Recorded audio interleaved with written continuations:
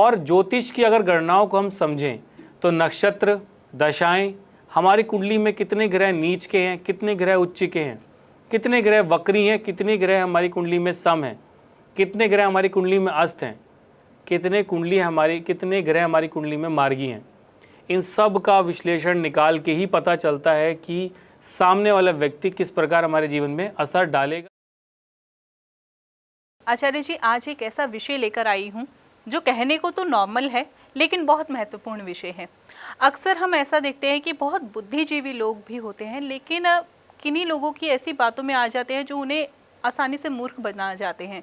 तो ऐसे में जानना ये चाहूँगी कि ऐसे कौन से हमारी कुंडली में योग होते हैं कि जिससे हम किसी व्यक्ति की बातों में आ जाते हैं, और वो कौन से लोग होते हैं जो आसानी से अपनी बातों से किसी व्यक्ति को मूर्ख बना जाते हैं।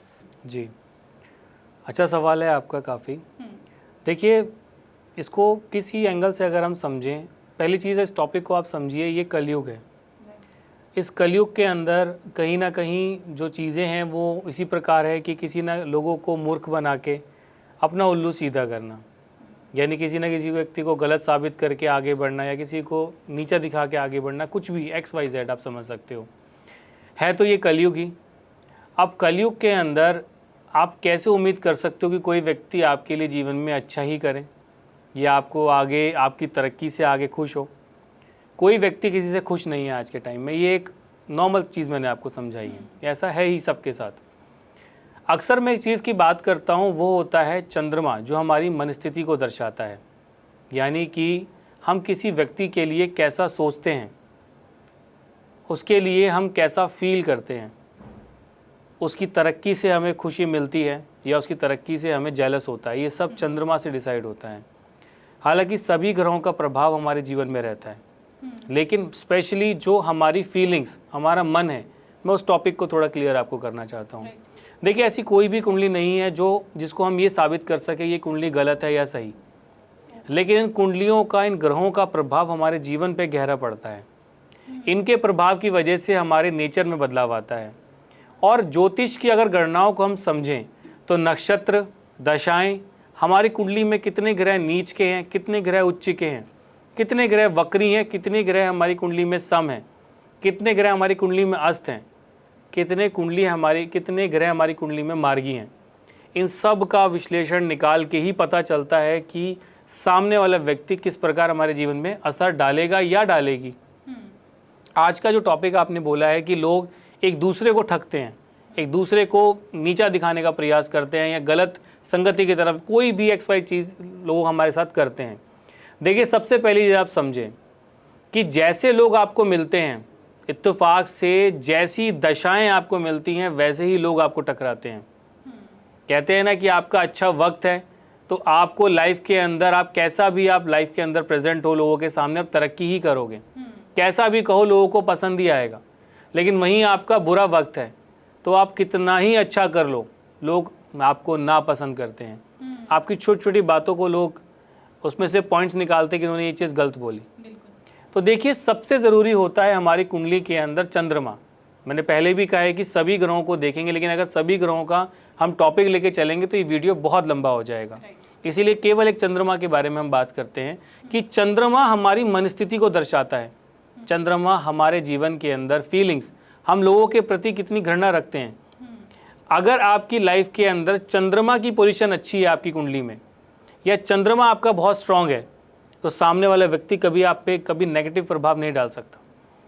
एक इंट्यूशन पावर होती है, हालांकि वो बृहस्पति से और राहु से ज़्यादा देखा जाता है, बृहस्पति का ऑरा उसके अंदर बहुत होता है, लेकिन इंट्यूशन पावर चंद्रमा से भी जुड़ी है, क्योंकि ये हमारे जो ब्रेन के अंदर जो तरंगे होती हैं, जिसको हम न्यूरोसेल वगैरह कहते हैं, ये हमारे चंद्रमा से भी देखा जाता है।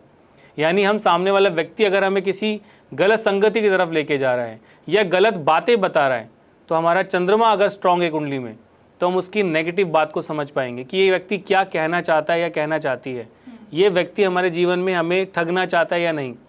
तो सबसे ज़रूरी होता है कि अगर आपके साथ में कोई गलत चीज़ हुई है या आपको किसी व्यक्ति ने गलत संगति की तरफ लेके गया या गलत एक्टिविटी की तरफ लेके गया या आपको नुकसान पहुंचाया, तो कहीं ना कहीं आपकी कुंडली में चंद्रमा की पोजीशन खराब है। आपको चंद्रमा पे काम करना चाहिए ताकि चंद्रमा आपको वो स्ट्रेंथ दे, आपको वो समझ दे कि सामने वाला व्यक्ति आपके जीवन में आपके लिए क्या कहना चाहता है। इसके बाद बाकी सभी ग्रहों की पोजीशन भी अगर आप समझोगे धीरे धीरे, तो आपको ये सारी चीज़ें क्लियर होने लग जाएंगी, ये चीज़ें कैसे काम करती हैं। और मैंने अभी वीडियो के स्टार्टिंग में एक चीज़ आपको बताई थी कि जैसी दशा मिलेगी हमें वैसे लोग मिलेंगे। ऐसे बहुत लोग हैं जो जिन्होंने लाइफ में एड़ी चोटी की मेहनत करी अपने बुरे वक्त में, लेकिन अच्छी दशा आती उन्होंने तरक्की की तरफ बढ़ गए। और ऐसे कितने लोग हैं कि जिनको अभी तक तरक्की की दशा ही नहीं मिली, पूरा जीवन निकल गया और वो मेहनत ही करते जा रहे हैं।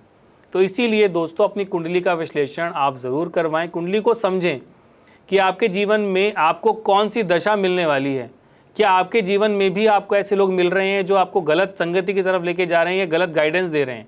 तो इसीलिए अपनी कुंडली का एक बार आप विश्लेषण करवाएं। और आई गेस कि आज आपको वीडियो के माध्यम से काफ़ी हद तक चीज़ें समझ में आई होंगी। आचार्य जी, अभी आपने कहा कि यदि चंद्रमा की स्थिति खराब है, दशा खराब है, तो ऐसे में हमारे जीवन में विपरीत परिणाम हमें मिलेंगे। लेकिन ऐसे में सवाल यह करना चाहूँगी कि जिनकी दशाएं खराब है चंद्रमा से जुड़ी, वो ऐसा क्या करें जिसे दशाएं थोड़ी है उनके विपरीत परिणाम ना दे, अनुकूल परिणाम दे। देखिए, सबसे पहली चीज़ आप समझें कि अगर कुंडली के अंदर चंद्रमा जो है अगर आपके वो उच्च राशियों में यानी वृषभ राशि के अंदर हैं और 5 डिग्री के प्लस में है तो चंद्रमा उच्च राशियों में है। वहीं चंद्रमा अगर वृश्चिक राशि के अंदर है तो वो नीच राशियों के अंदर है। आप सबसे पहली चीज़ आप नोट करें कि अगर आपके साथ में ऐसी परिस्थिति हुई है, आपको गलत डायरेक्शन दी गई है, आपसे झूठ कहा गया है, तो कहीं ना कहीं आपकी कुंडली में कोई ना कोई कमी ज़रूर होगी कि आप सामने वाले व्यक्ति को समझ नहीं पाए। दशाओं के पैटर्न पे भी बात करेंगे, लेकिन चंद्रमा को सरल करने का सबसे अच्छा तरीका क्या है। देखिए, सभी ग्रहों का जो उपाय होता है वो उनसे ही जुड़ा हुआ होता है। वैसे ही उपाय आप करोगे तो वो आपको तरक्की देते हैं, आपके मार्गदर्शन को क्लियर करते हैं। चंद्रमा मन को दर्शाता है, माता को दर्शाता है। चंद्रमा हमारी फीलिंग्स को दर्शाता है, सोच। तो हमें क्या करना चाहिए चंद्रमा को सबसे अच्छा करने के लिए, वो होता है मेडिटेशन। सुबह उठ के मेडिटेशन आप करें, गायत्री मंत्र का आप जाप करें। इससे चंद्रमा की पोजीशन धीरे धीरे आपकी स्ट्रेंथ होने लगेगी। आपको रात को नींद नहीं आती, एंजाइटी होती है, तो एक गोल डिब्बी के अंदर कोई गोल डिब्बी आप ले लीजिए जो बंद हो सके। उसमें थोड़ा सा आप शहद डालें, थोड़े से चावल के दाने डालें और उसको हमेशा अपने सिराने रखें। कोशिश करें कि चांदी के गिलास में आप पानी पिएं। इसके काफ़ी अच्छे परिणाम आपको मिलेंगे। एक गोल, जैसे कि चांदी की गोल बॉल आप छोटी छोटी सी आप इसमें गोलियां बनवा लीजिए, इसको अपने लॉकर में आप रखें हमेशा। आपके चंद्रमा की पोजीशन इससे अच्छी होगी। कोशिश करें माता या माता समान महिला को मान सम्मान दें। आपकी दादी हैं, आपकी नानी हैं, जो बड़े हैं, जो एज में काफ़ी बड़े हैं, आपकी माता हैं, ठीक है। आप मैरिड हो तो आपकी जो सासू माँ हैं, आप उनको मान सम्मान दें, उनके आप आशीर्वाद के पात्र बने। कोई विधवा लेडी हैं, उनको आप हेल्प करें, उनकी आप रिक्वायरमेंट को पूरा करें। उनको मेडिसिन चाहिए, उनको खाना चाहिए, उस चीज़ को आप सुनिश्चित करें। आपका चंद्रमा धीरे धीरे स्ट्रांग होने लगेगा।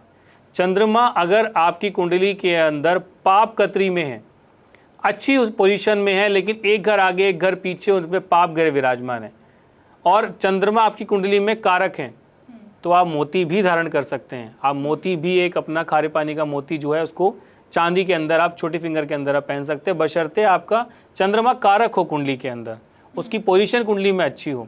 अगर चंद्रमा नीच का विराजमान है या चंद्रमा की पोजीशन खराब है तो रत्न वहाँ पे पहनना मैं ज़्यादा रिकमेंड नहीं करता। वहाँ पे रेमेडीज़ के थ्रू आप चीज़ों को बेहतर कर सकते हैं। और एक बहुत सरल उपाय, ये तो हर कोई व्यक्ति करता है, इतना कारगर उपाय है कि आप शिवलिंग पे जल चढ़ाएं, 5 मिनट वहाँ बैठे दोस्तों और ओम नमः शिवाय का आप जाप करें। मैं आपको गारंटी देता हूँ कि आपकी काफ़ी हद तक चीज़ें वहाँ से कवर अप होंगी।